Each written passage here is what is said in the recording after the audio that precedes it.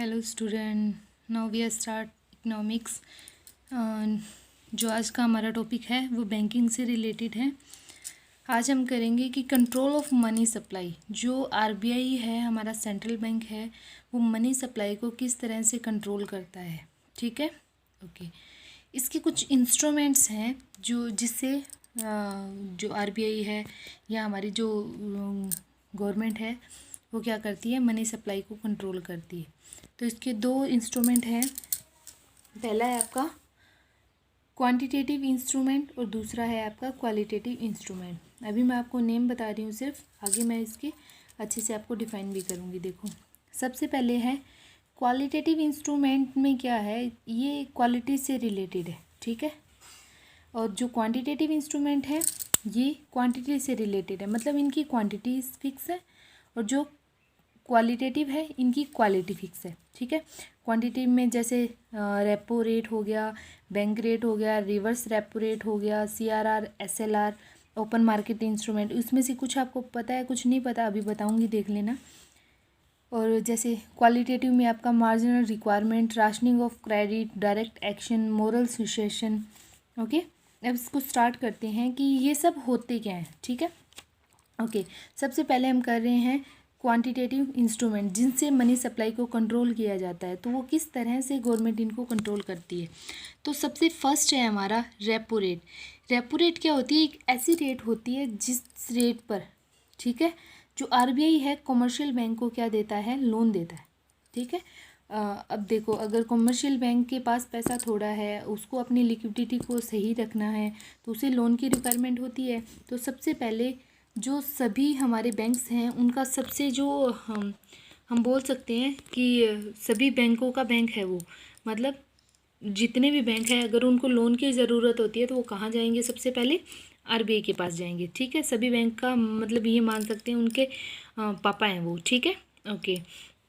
तो repo rate में क्या होता है कि जिस रेट पर जो आरबीआई है कॉमर्शियल बैंक को लोन देती है, वो रेट होती है रेपो रेट। ठीक है, तो अब रेपो रेट को अगर सपोज करो, ठीक है, अब हम समझ रहे हैं कि मनी सप्लाई को ये कैसे कंट्रोल करेंगे, बढ़ाएंगे या घटाएंगे, देखते हैं।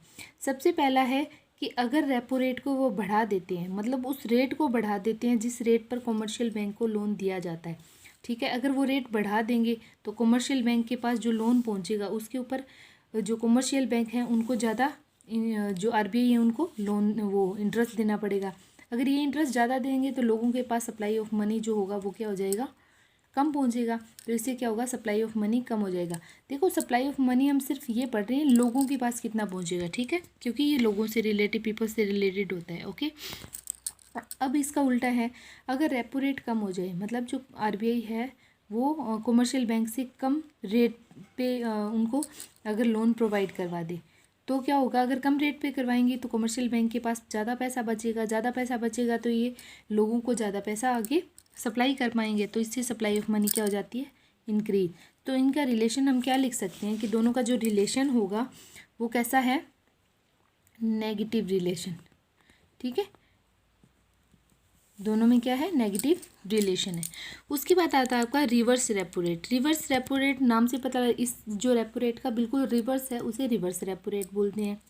इसमें क्या होता है कि बोलने वाले तो बोल देते हैं कि जो कॉमर्शियल बैंक है वो आरबीआई को लोन देता है, इसमें तो ले रहा था ना, इसमें वो देगा नहीं, ऐसा पॉसिबल नहीं है। देखो, आरबीआई को कॉमर्शियल बैंक लोन नहीं देता है। ठीक है, देखो कई बार क्या होता है, जो आरबीआई है, जो हमारे कॉमर्शियल बैंक है, उनके पास पैसा ज़्यादा हो जाता है।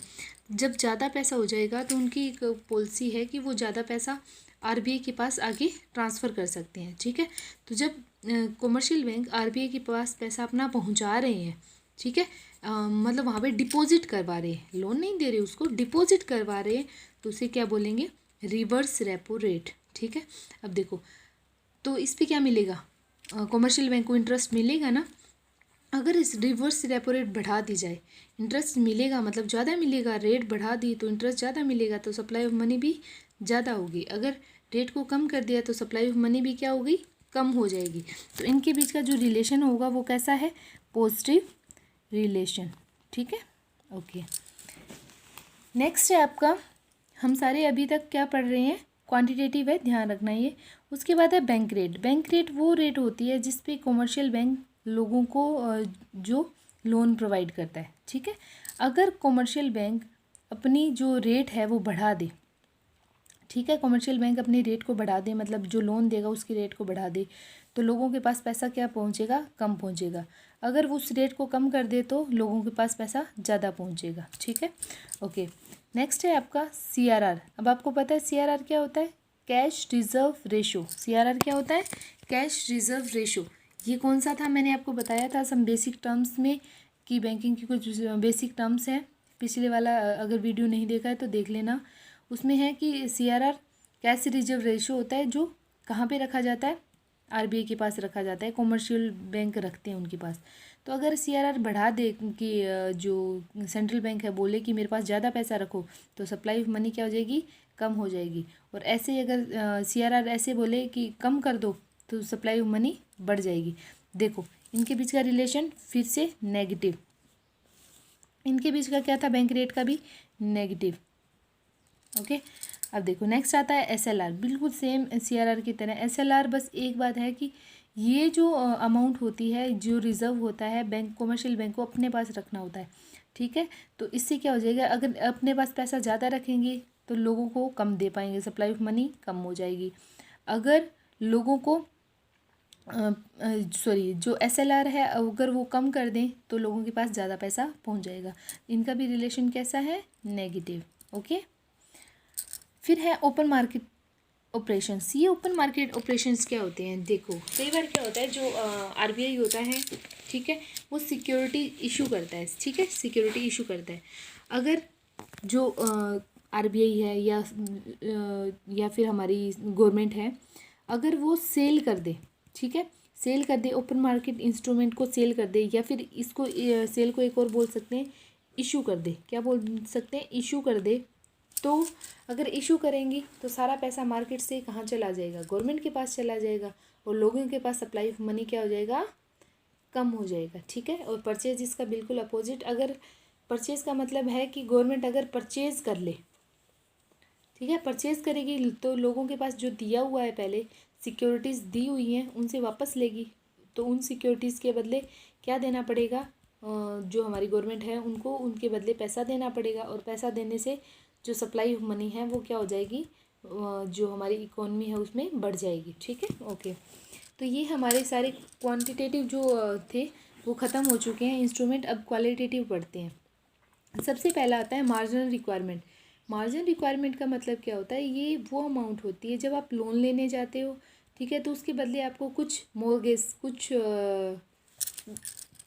को क्या बोलते हैं, जैसे होता है ना कि आप उसके बदले कुछ रखो, गिरवी रखो उसके बदले, तो मोर्गेज का मतलब होता है कि कुछ गिरवी रखना। तो जब आप कुछ अमाउंट गिरवी रखोगे, लेट एज्यूम कि आपको 1 लाख का लोन चाहिए था, और आपको जो है लोन देने वाला वो बोलता है कि इसके बदले मुझे कम से कम 1.5 लाख की आपकी कोई भी थिंग चाहिए, कोई भी ऐसी सामान जिसका 1.5 लाख से ऊपर की अमाउंट हो, मैं वही लूँगा, इससे कम तो नहीं ले सकता। तो उनका जो मोर्गेज है वो 1,50,000 है ना, तो जो इनके दोनों का जो डिफरेंस है, रिक्वायरमेंट कितनी है यहाँ पे, 50,000 एक्स्ट्रा की, ठीक है, तो इसे बोलेंगे मार्जिनल रिक्वायरमेंट। ओके, नेक्स्ट आता है rationing of credit. Rationing of ये आप कर लेना। देखो अगर इंक्रीज़ कर देंगे, जो मार्जिनल रिक्वायरमेंट को इंक्रीज़ कर देंगे तो सप्लाई ऑफ मनी रिड्यूस हो जाएगी, और इसका अपोजिट भी। फिर है राशनिंग। क्या है राशनिंग का मतलब, क्या होता है कि गवर्नमेंट फिक्स कर देती है कि इससे ज़्यादा लोगों को लोन नहीं देना है, ठीक है, कोटा फिक्स कर देना। ओके, इसको राशनिंग बोलते हैं, राशनिंग ऑफ क्रेडिट, कि राशनिंग लगा दी कि आप इससे ज़्यादा इनको नहीं दिया जाएगा। तो अगर कोटा फिक्स कर दिया गया है तो वहाँ पे सप्लाई ऑफ मनी कम है, अगर कोटा फिक्स नहीं है तो सप्लाई ऑफ मनी बढ़ सकती है। ओके, नेक्स्ट आता है डायरेक्ट एक्शन। डायरेक्ट एक्शन का यस, आप ऐसा नहीं कर सकते, आप सप्लाई ऑफ मनी को कम कीजिए, ठीक है। कॉमर्शियल बैंक को जो डायरेक्ट एक्शन के लिए जो हमारी गवर्नमेंट है वो डायरेक्ट एक्शन लेती है। फिर होता है 10th आपका मोरल सुसेशन। मोरल सुसेशन में क्या होता है कि जो गवर्नमेंट है वो समझाती है कॉमर्शियल बैंक को कि आप इससे ज़्यादा लोगों को ना दीजिए, ठीक है। Okay, thank you.